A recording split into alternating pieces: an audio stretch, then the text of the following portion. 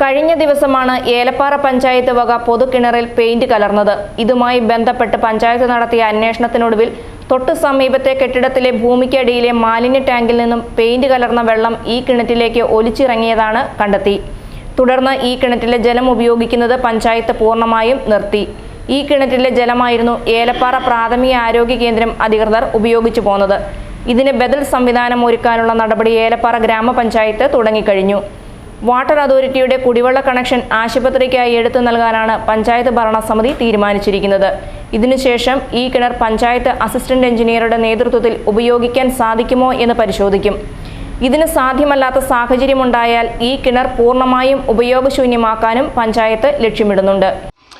Elappara PH സെൻ്ററിലെ panchayat കിണറ്റിൽ കഴിഞ്ഞ ദിവസം കളർ കലർന്നതുമായി ബന്ധപ്പെട്ടുള്ള അന്വേഷണം നടത്തിയപ്പോൾ തൊട്ടടുത്ത വീട്ടിലെ ബാത്റൂമിൽ നിന്നും അവിടെ ഒഴിക്കുന്ന വെള്ളം ഈ കിണറ്റിലേക്ക് ഭൂമിക്കടിയിലൂടെ വരുന്നതായിട്ടാണ് ശ്രദ്ധയിൽപ്പെട്ടത്. നിലവിൽ പഞ്ചായത്ത് ഈ വിഷയത്തിൽ കേസ് കൊടുത്ത് അന്വേഷണത്തിന് വേണ്ടി SHOയ്ക്ക് പരാതി കൊടുത്തിട്ടുണ്ട്. അതിനോടൊപ്പം ഇപ്പോഴത്തെ നിലവിലെ സാഹചര്യത്തിൽ ആ വെള്ളം ഉപയോഗിക്കാൻ സാധ്യമല്ലാത്തതിനാൽ വാട്ടർ അതോറിറ്റിയുടെ കണക്ഷൻ ഉടൻ എടുക്കുന്നതിനുള്ള തീരുമാനം ഭരണസമിതി എടുത്തിട്ടുണ്ട്.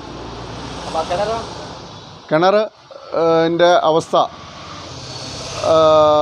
മനസ്സിലാക്കി എഞ്ചിനീയറെ കൊണ്ട് നോക്കിയിട്ട് സാധിക്കുന്നില്ലെങ്കിൽ ഉപയോഗശൂന്യമാണെങ്കിൽ നടപടിയെടുക്കുവാനും തൊട്ടടുത്ത വീടുകളിലെ മാലിന്യം വരുന്നത് തടയുന്നതിനും അതല്ല സാധിക്കുന്നില്ലെങ്കിൽ ആ വെള്ളം ഉപയോഗിക്കാണ്ടിരിക്കുവാൻ വേണ്ട നടപടി സ്വീകരിക്കുക എന്നുള്ളതാണ് ഇപ്പോൾ ഭരണസമിതിയുടെ മുന്നിലുള്ള കാഴ്ച.